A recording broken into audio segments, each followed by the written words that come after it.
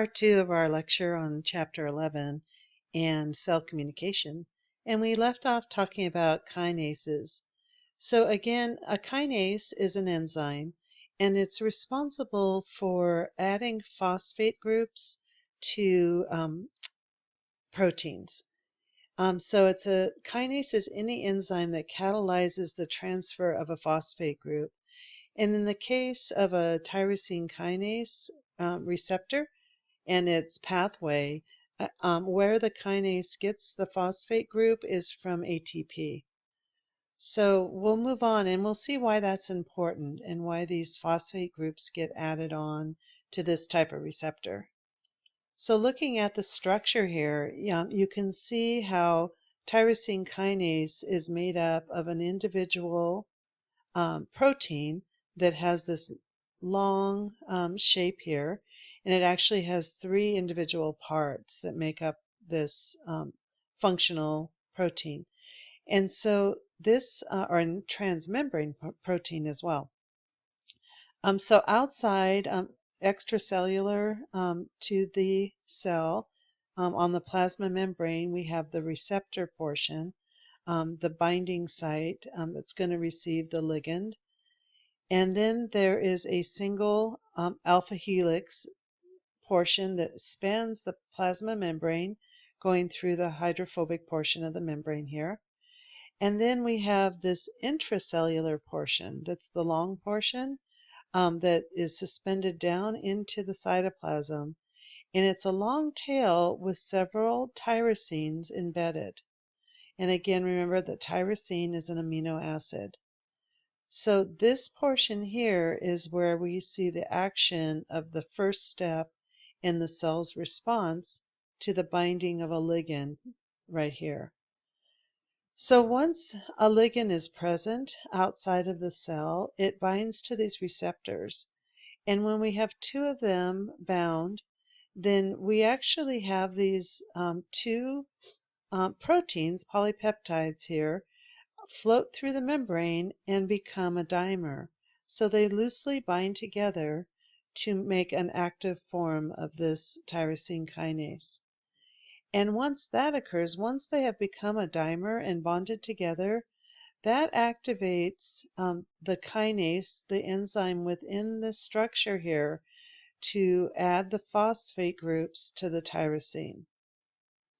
Now, the next step in this pathway, once we have the phosphate groups onto the amino acids on the tyrosine, there are molecules within the cytoplasm, there are proteins actually, that are going to recognize this structure and become activated. So they're being activated by the phosphorylation. And then they will go on to the next step in this pathway, depending on what the actual molecule pathway is. So the proteins that react to these phosphate groups being added on are called relay proteins. And again, their job is to recognize and bind to the activated tyrosine kinase, and in turn become activated to continue on the signal throughout the cell. One of the key things to know about tyrosine kinase as a pathway is that just by binding these two receptors, the cell actually gets a very amplified response, because what gets activated is up to 10 or more relay proteins. So we can have 5 to 10 to 20 times the response just by the binding of these two receptors here making the dimer. So this triggers many transduction pathways, and as a result, many responses from a single binding molecule. So I'm going to try and show you a quick video that summarizes this. I'm actually going to start that over so you can hear it.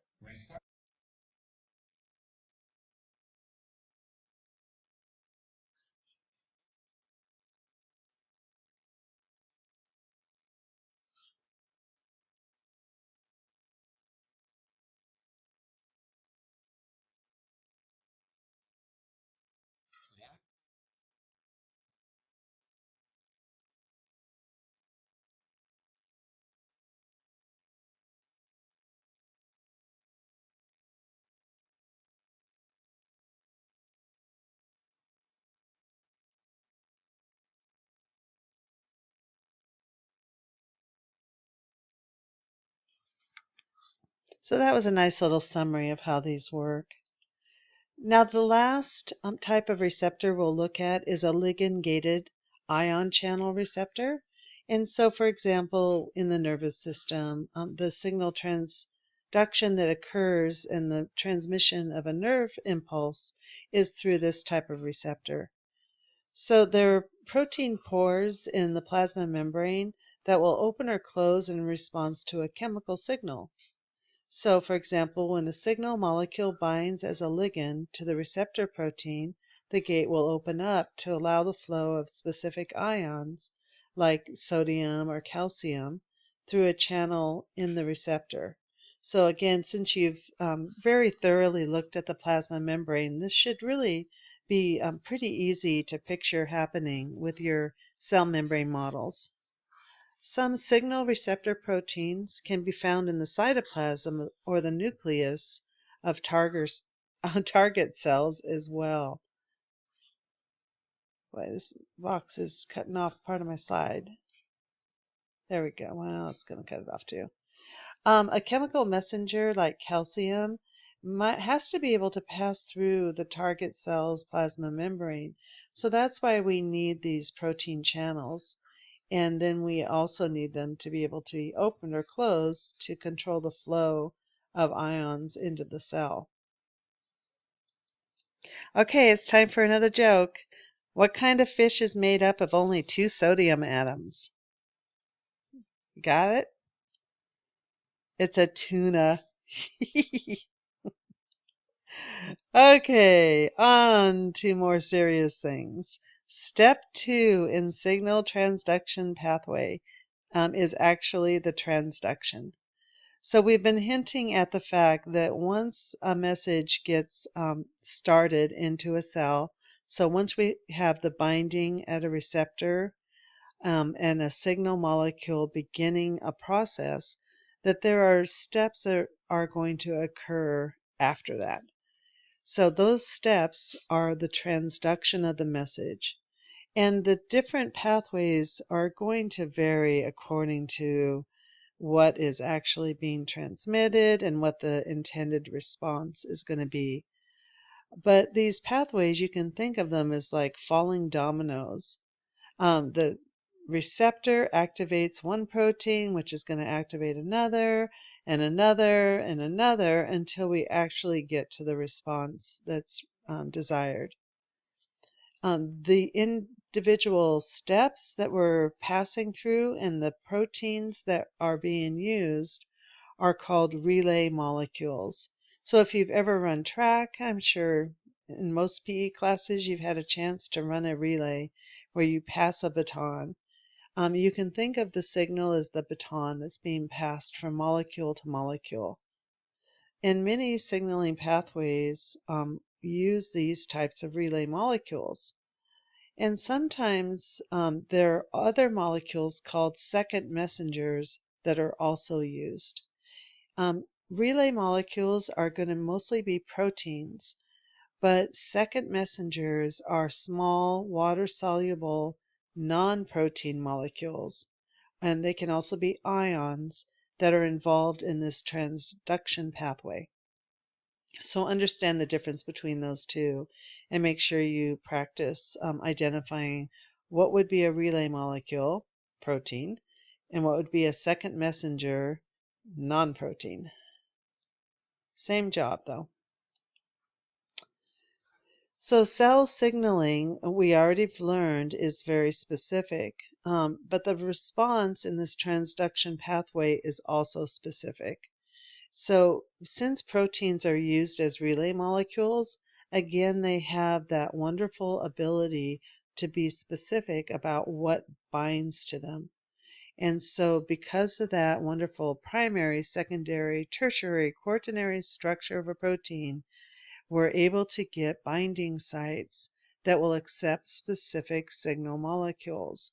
So each step of our pathway, when we're using these relay molecules and using proteins, we're able to specify what the next step will be. And so this is a really important and fantastic feature that cells have.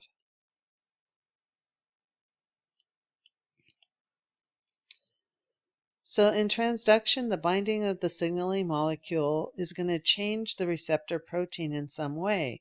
So again, that concept, if we're thinking about enzymes, we get the binding of a molecule to an enzyme, it changes the shape or the conformation of that enzyme. Proteins all share that same characteristic. So a signaling molecule, when it binds to the receptor protein, it's going to activate it by changing its shape. And this picture is just showing how this can be very complicated in the steps. And I can tell you, when you take biochemistry, boy, you learn a lot of these pathways. And that they are really complicated. I mean, it's really actually phenomenal how complex a process life is, even looking at the very small cellular level and just getting a very, what is often very fast response from a signal molecule. Sometimes transduction can occur in one step, and so often that's going to be in the case when we do need a really fast response. But more often the signaling is going to have a number of steps. And there are advantages to that. One, again, is that we're able to control how specific the response will be. But the other advantage is that we can amplify the signal, so we can get a bigger response from a very small initial signal. So we get that amplification, which means to make something bigger. So when that signal gets relayed along a pathway, information gets passed on. So each step, the signal's transduced into a different form. So that's where we get the word transduction, by a conformational change in that protein. Most often, that change is brought about by phosphorylation.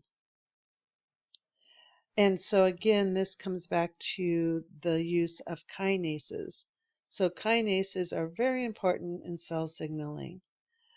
They believe that about 20, actually, they believe about 2% of our oh my goodness, I cannot talk.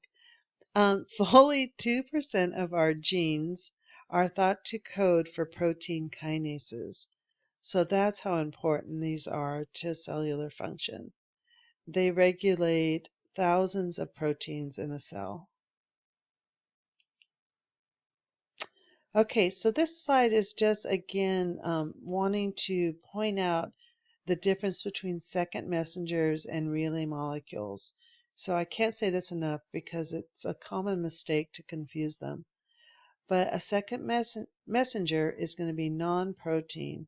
It's a small water-soluble molecule or an ion that acts as a relay molecule because it's doing the same thing. It's passing the baton to target molecules in the cytosol or the nucleus, and it does amplify the signal just like a relay molecule would. But again, relay molecules are going to be proteins. A big example of this that is very, very, very common in the body is cyclic AMP, or CAMP. We get rid of the YC, LIC, and just call it CAMP for short. So both CAMP, cyclic AMP, and calcium are two of the biggest second messengers used in signal transduction. Cyclic AMP is involved heavily in connecting G protein receptor signals, and the